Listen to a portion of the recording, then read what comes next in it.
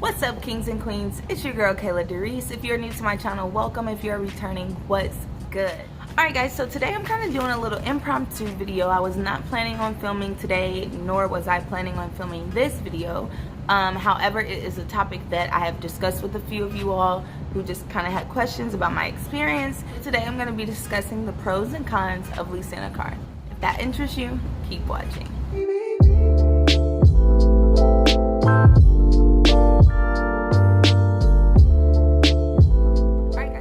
Jump straight into the good stuff. Yeah, so a few of you know, but not many people, I guess. The car that I currently have, I'm leasing. I've been leasing it since September 2017, and this year is actually the year that the leasing contract is up. So my contract is up in September of 2020, so I just have a few weeks. Actually, no, I have a month, exactly a month, I believe. Exactly a month before my leasing contract is up. So I thought it would be perfect timing because I will be looking for another car sometime soon, within the next couple of weeks.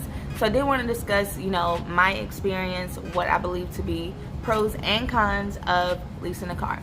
So before I even jump into the benefits and the pros, I kind of want to get the bad stuff out of the way first so that we can end on a good note. When leasing, sometimes, not always, you typically have a higher monthly premium for your insurance. So I guess it would just depend on, you know, your area, like where you're located, your age, the type of car you have, all of that stuff.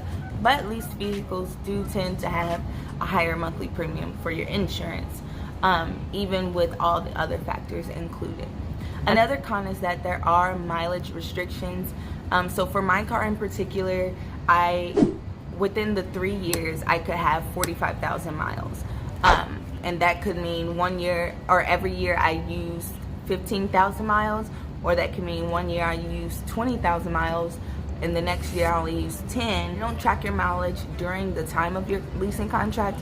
However, at the end of your leasing contract, if you have gone over the mileage that was within your contract, then there are penalties and there are fees for that.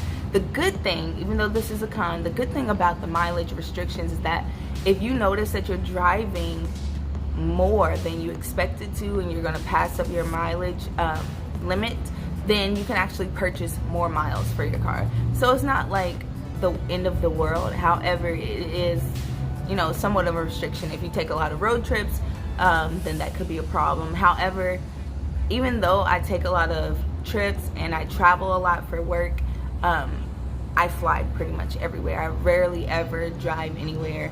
I've gone away for like weekend getaways, things like that, but it was somewhere nearby where I knew I wasn't going to use a majority of my miles. So just kind of keep that in mind. If you tend to like to do road trips, maybe leasing is not for you. Just something to consider. Alright guys, so my last con for leasing a car is actually the penalties that you may have for excessive wear and tear. The good thing is, for me, I can't speak for all, you know, dealerships, but for the one that I actually went through to get my car, which was Collins Nissan in Louisville, Kentucky, they will actually cover up to $500 worth of wear and tear damage. So as long as you don't exceed that $500 for wear and tear, then you're golden. Alright guys, so now to the best part of this whole video is basically me bragging on why leasing is so amazing. So the first pro to leasing a car is that it is amazing for your credit. It builds your credit, and it builds your credit fast. That's probably my #1 pro out of my entire list, and I do have a list, but it has done wonders for my credit. Pro that comes in as a close second is that the car is under warranty the whole time. So for any maintenance that you need to get done, anything that comes up with your car, it's, as long as it's nothing that is pretty much your fault.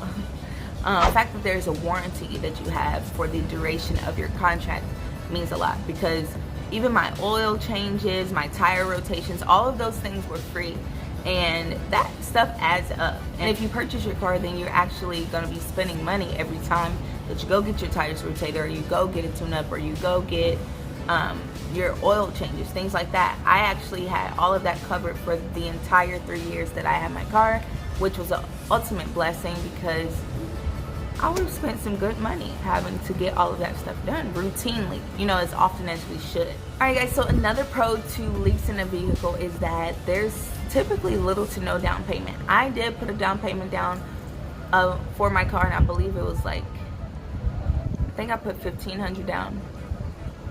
It was either between $1,000 and $1,500. I think it was $1,500, but that was optional. So depending on your credit, the down payment could be little to nothing, you know, and that's not necessarily always the case when you go to purchase a car. When purchasing a car, you might have to have $1,000 down minimum.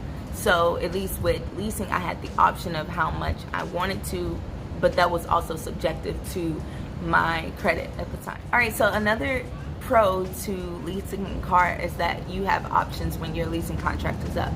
So for me and my leasing contract with Nissan, I have 3 options in September of 2020. One, I can either keep the car that I have, continue paying on it, but I will no longer be leasing it. I will actually be purchasing that car. Or 2, I can return it and not have a car at all, but there's no additional fees. I can just give the car back. Or 3, I can upgrade to a different car, get a brand new 2020 car if I want to. But along with that, I would have a different payment. Obviously, my insurance, those things would change. But it gives you the option to upgrade if you want to upgrade. Or keep the car that you have, or just go without a car. For somebody like me who travels a lot and who has to move from coast to coast a lot, leasing has been amazing because 1, I've never gone over my mileage. 2, I have the option, if I'm gonna, say for instance, I'm gonna move to New York in September, I have the option to give my car up, not have that payment anymore, not have to worry about my insurance anymore, and just go. You know, I don't have to pay any like closing out fees. Alright guys, so my last pro is that the monthly payments for leasing a car, depending on your credit, can be much lower than the monthly payments for purchasing a car. My monthly payment, I'm not going to disclose all of that information, but it was not that bad, and it's definitely doable, and for the most part it's cheaper than a lot of people that I know. I'm not going to say it's the cheapest, however it is lower than had I just tried to purchase that same car. Comment down below if you have either leased a car before and what your experience was, or if you have any further questions for, you know, the pros and cons of leasing versus purchasing. I would love to hear your feedback. And yeah, guys, that's all I have for you all today. Don't forget to hit the subscribe button down below, tap the notification bell so that you don't miss any of my weekly uploads. Also, make sure you give this video a big thumbs up because it helps me out a lot. And I will see you guys on the next Wealth Wednesday.